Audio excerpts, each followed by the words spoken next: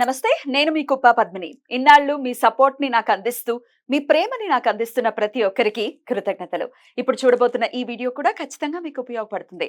Like, share and subscribe చేసి మీ ఇష్టాన్ని అలాగే మీ సపోర్ట్‌ని నాకు అందించండి. అలాగే ఈ వీడియో పట్ల మీ అభిప్రాయాన్ని కామెంట్ సెక్షన్‌లో కామెంట్ చేసి నాకు తెలియజేయండి. నమస్తే. నమస్తే. Welcome to our channel. నేను పద్మిని. ప్రస్తుతం పాటు ప్రముఖ ఆధ్యాత్మికవేత్త, astrologer, tarot card reader and Vedic nutritionist Shrimati Vanaja Ramisetti garu మనతో పాటు ఉన్నారు. మాట్లాడదాం. మేడం నమస్తే. మేడం తిరుపతి లడ్డు ఇష్యూ ఎంతలాగా అసలు మనోభావాల్ని దెబ్బతీసింది అనేది ఆలోచిస్తూ ఉంటే, అసలు దాని గురించి ఆలోచిస్తూ ఉంటేనే చాలా చాలా బాధాకరంగా అనిపిస్తుంది. ఎమోషన్స్ తో ఆడుకోవటం ఇది డెఫినెట్ నమ్మకము అండ్ ఎమోషన్ డెఫినెట్లీ ట్రస్ట్ అక్కడ అటు స్వామివారికి అదే పెట్టారు, ఆ ప్రసాదాన్ని మనము అదే తిన్నాము అని అంటే చాలా చాలా బాధాకరం ఇది. అయితే చాలా రకరకాల అభిప్రాయాలు దీని గురించి వెల్లువెత్తుతున్నాయి. నెగటివ్ గురించి ఒకసారి మనం మాట్లాడుకుంటే, తమిళనాడులో ఒక పార్టీకి చెందినటువంటి ఒక వ్యక్తి చేసినటువంటి కమెంట్స్ నిజంగా చాలా చాలా అసలు ఏం మాట్లాడుతున్నారు వీళ్ళు అర్థం కానటువంటి పరిస్థితి.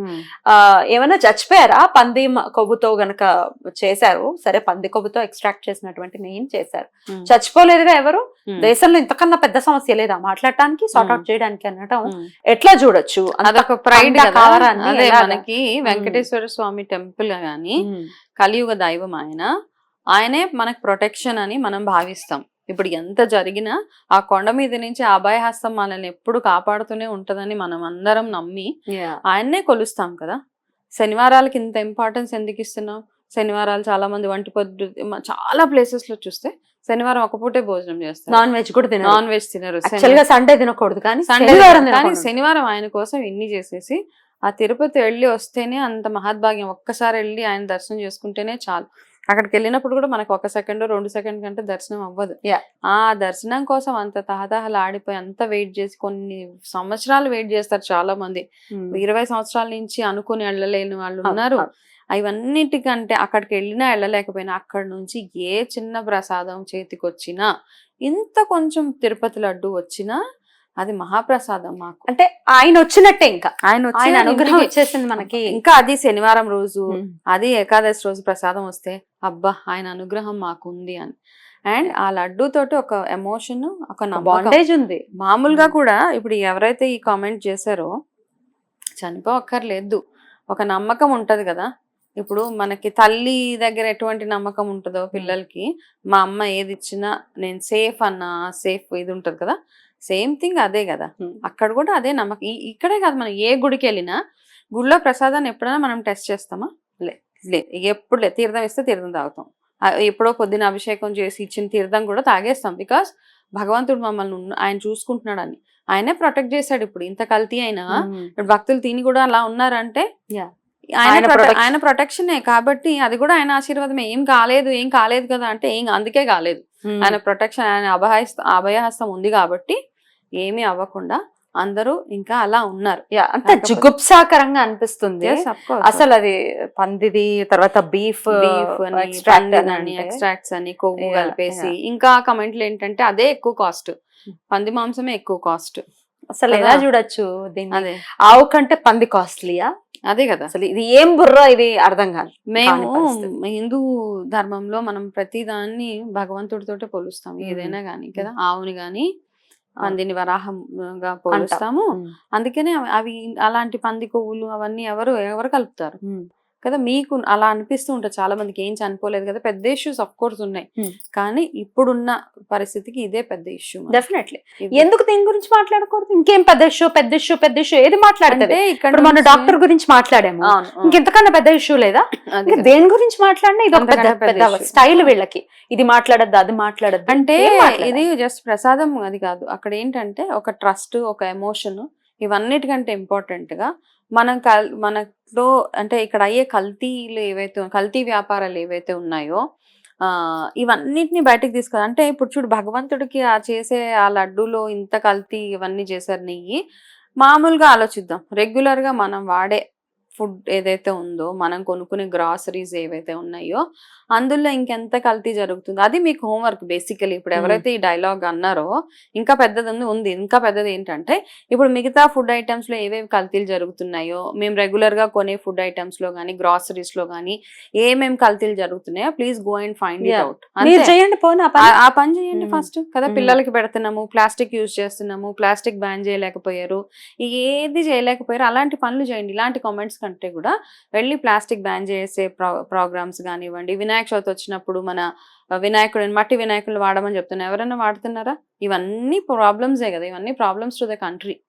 ఇవన్నీ ఫస్ట్ వెళ్ళి అడ్రస్ చేయండి. Let us deal with this issue. మాకు ఎందుకంటే తిరుపతి అంటే మాకు సెంటిమెంట్, ఆ ప్రసాదం అంటే sentiment. So allow us to deal the way we want to deal it. Definitely కదా, దాని మీద అనవసరంగా పిచ్చి కామెంట్లు, డైవర్షన్ కామెంట్స్ అవేం చేయక్కర్లేదు ఎవరు. That's my opinion. యా, ఇక టీడీపీ గవర్నమెంట్ కావాలనే ఈ ఇష్యూని చాలా గట్టిగా రేజ్ చేసిందని ఇట్లా మాట్లాడే వాళ్ళు కూడా ఉన్నారు. ఏదైతే వరద ఏదైతే వచ్చిందో దాన్ని డీవియేట్ చేయడం కోసం ఒక కొత్త అంశాన్ని లేవనెత్తింది గవర్నమెంట్ అని. ఎవరి చేతిలో ఉంది సైక్లోన్, నేచురల్ కెలామిటీ ఎవరి అదే చేతిలో లేదు. అదే అసలు దాన్ని ఆ అంశాన్ని మర్చిపోవాలి జనాలు అని చెప్పి ఈ అంశాన్ని లేవనెత్తారు. మర్చిపోవడానికి ఏముంది, అక్కడ వాళ్ళు చేసేది ఎంత వాళ్ళు చేశారు ఆల్రెడీ, అంతా చేశారు. అంతా చేసేసిన తర్వాత ఇది something which has to be highlighted అందరికి. కాబట్టి వరదకి డైవర్షన్స్ ఏం అక్కర్లేదు అని ఎవరు ఆలోచించి, ఎవరికి తెలుసు వరద వస్తుందని తెలుసా?